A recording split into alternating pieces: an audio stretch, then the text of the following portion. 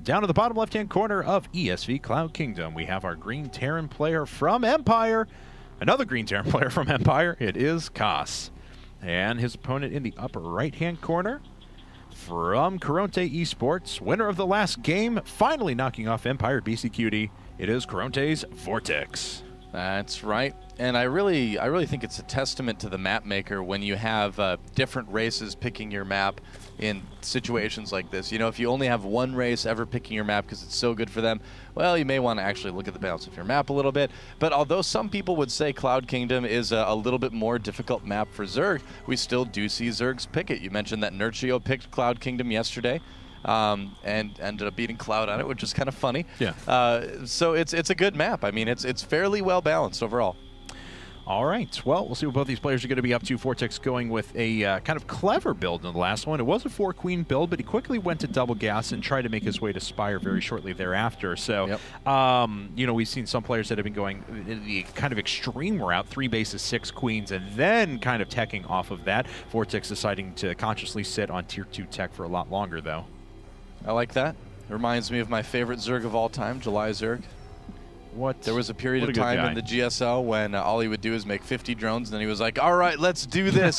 Mutiling, Baneling, let's kill him. Yeah. Well, hey, great. I loved watching that, though. That was awesome. So much fun. He was like, is it time to kill? It's time to kill. And then he would just throw units at you, all of them, waves of them. July is a pretty cool guy in real life, too. Super nice. He actually gave me his old StarTale uniform when I left Korea, so it is. I'm super jelly still. I'm like super honored, man. I mean, it was a gift from him and the team, and I like to know what to say when they gave it to me. I just was blown away, man. I mean, that's the thing. I mean, the players and teams and everybody in Korea is so kind, so great. So it's fun. I'm done gushing. That's okay. It's over. It's all right. It's all right. You were allowed. So thank you. Yes, thank you. No problem. I'll allow it.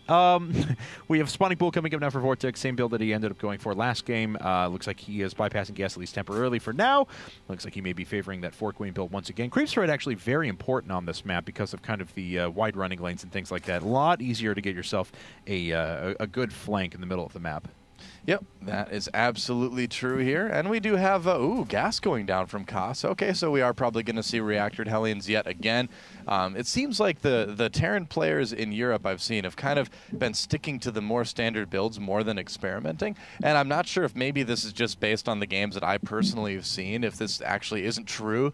But it just seems to me like the European Terran players aren't really experimenting quite as much as the Terran players we see in Korea and North America. So, you know, by all means, correct me if I'm wrong, but it's kind of interesting to note. There's absolutely nothing wrong with that, but just kind of an observation that I've noticed from watching our matches and watching some other tournaments over the last few weeks. Now, Kas did put up his second refinery a lot later than his first one. Normally, you'll see just the double gas really quick so they can put down the factory as soon as possible. But he's actually banking quite a bit of resources right now. Almost back up to 400 minerals again. There we go, finally. Factory hitting, and he should be able to put down this this reactor right away. Yep, that's right. Needed enough for the factory and the orbital command. And I believe we're going to see potentially another command center fairly soon, possibly. You do want to save up some minerals, of course, for another supply depot for the Hellions that you're going to be making out of that factory, too. So at this point in the game, you usually do see the minerals start to build up a little bit for Terran. So not too much cause for concern. Lines up so well, too. You hit the first inject with the first queen that pops out, run it down and start putting down creep over at your natural, and then your next queens pop out so quickly. So that's almost right after that inject is done. So Vortex actually going after exactly what we saw last time. Double gas as soon as his third and fourth queens popped up. So everything looking exactly the same for him. Now, there is a change out of Kas, though. He's building a starport right away before his third command center like we saw BCQD do. Yeah, looks like it's going to be Cloak Banshees most likely. I think we're going to see, there's a tech lab on the barracks, and it's going to be Banshees, of course, with that Cloak upgrade. And that's, I think, been a really, really strong opening versus Zerg these days, is going for Banshees and Hellions. You can deny creep, you can maybe pick off a queen or two if you're lucky, you can force a few more spore crawlers to be made by Zerg, and it's a really good segue into mech play as well. So I just love this opening right now. Cloak, Banshee, and Hellion is absolutely, I think, the best opening for Terran in TVZ if you want to do early damage. And looks like Vortex once again going to go after, I imagine he's going to go after Spire again. He did decide to quad gas it exactly the same time he did last go round, even down to the double evolution chamber up at the front to protect against the Hellions. So Vortex could not be any more similar to what he was doing last game. Kas, though, there's the third command center on the way, and our first Banshees are just starting to hit the field. Yep, this is very similar actually to a build that Evil Genius's Puma did the other day, and he did end up going mech out of this, so we'll have to see if Kas follows suit or if he throws down a couple more barracks. He's got a decent amount of gas built up, and looks like the third does finish.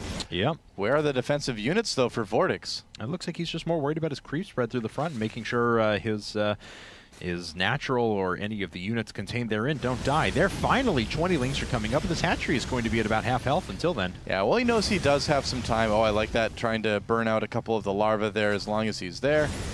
But I do like that he's just kind of letting the Hellions do their thing. He's like, all right, you're not going to kill my hatchery. I've got some time. I don't need to worry about this too much. There's a Spire on the way as well. And he should be able to handle these queens. Oh, whoop, the transfuse. Yeah, barely keeping that queen alive. Missed the first one, but got the second one. Cloak is not quite finished up yet, but it's going to be done here in a couple of seconds. Yep. That's right. And will there be enough anti-air to handle those Banshees? We'll have to see. You can also scan and take out a lot of creep tumors there. I mean, if you have just Hellions, it's hard to deny that creep spread, but if you have Hellions plus Banshees, you can pretty much deny it all day if you choose to. Uh-oh, and I don't think there's any detection out, yeah, unfortunately. No spores. Oh, there we go. The Overseer makes its way up slowly, so. Yep. Slow Overseer. Yes. Oh, the Hellions get surrounded. That is not going to help out Kas too much. Nope, not at all. And this hatchery is up.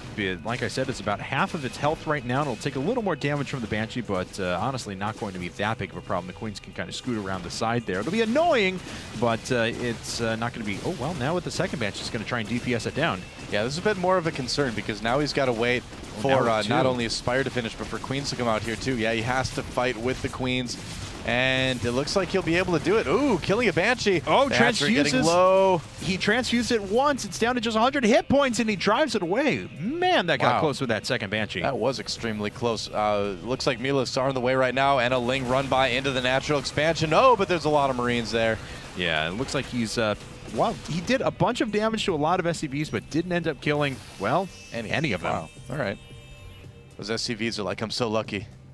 Lucky to be alive. Yeah. Just enjoy life so much.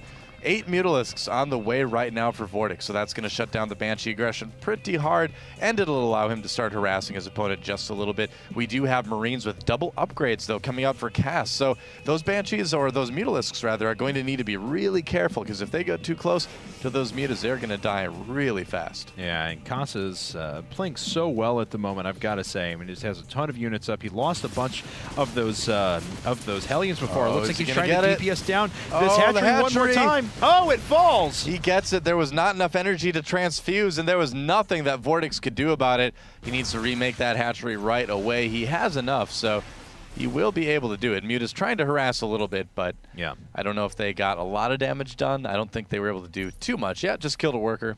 Stopped a supply depot from finishing. I think that was about it. Yep, but a worker and a supply depot for a base. Kas will make that trade every day. No kidding. And we do actually have a fourth base coming out of Vortex as well. Need something to spend a little bit of money on. 4 more Mutas coming up as well, going over to 2-2 upgrades and bailing speed at the moment. Yeah, I mean, at this point in the game, Zerg needs to think about taking expansions that are very far away from each other, because Terrans are going to be able to move out and start killing things pretty easily. I mean, it's tough to engage on the ground, ZVT, on this map. So Zerg players need to kind of account for that by having a lot of expansions in different places.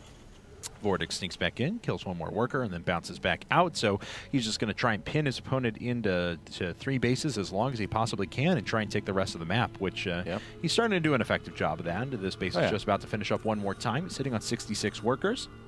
So what I'm kind of a little bit surprised about is that we don't have any infestation pit yet from Vortex as far as I saw. He's just relying on this tier 2 tech, just Mutas, Lings, and Banelings here, and that can be a little bit dangerous on this map. You know what I just noticed is that Kas is just finishing up Stim at the 13.5-minute mark. I think he forgot that late. A little bit before.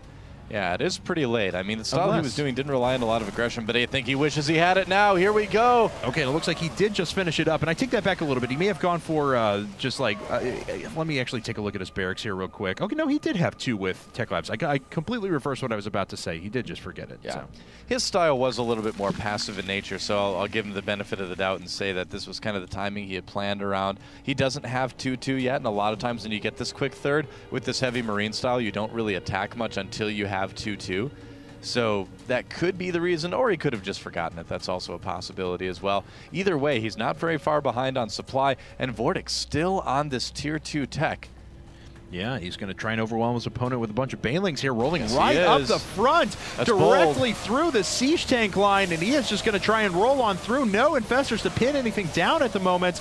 The Marines doing a very nice job of kiting, but the Zerglings are just too much and continuing to flood in. Oh, Vortex absolutely owning that army. Just way too much for Kas to deal with. There's only one bunker there right now. SCV's trying to repair it. Oh, There's a mule in there as well, but oh, the bunker does go down. A lot of mutas were lost, but the bigger losses definitely were suffered by the Terran player. No kidding, and Vortex just with one big attack is just overwhelming his opponent. Wow, and it looks like we may actually have a tie game here. Kas about to go down to Karont3 Esports Club Vortex. I don't think that Kas can come back from this, man. Yeah, he's down to just 50 supply, trying to put up these supply depots so we can hold on for a little while, but it's about to fall down. Does he pull anything off the line to repair? No! Everything's going to bounce through here in a second. Vortex just throwing units at his opponent, and it is working. GG, that is it. Kas taken out by Karont3 Vortex, and we are all tied up 2-2. No kid.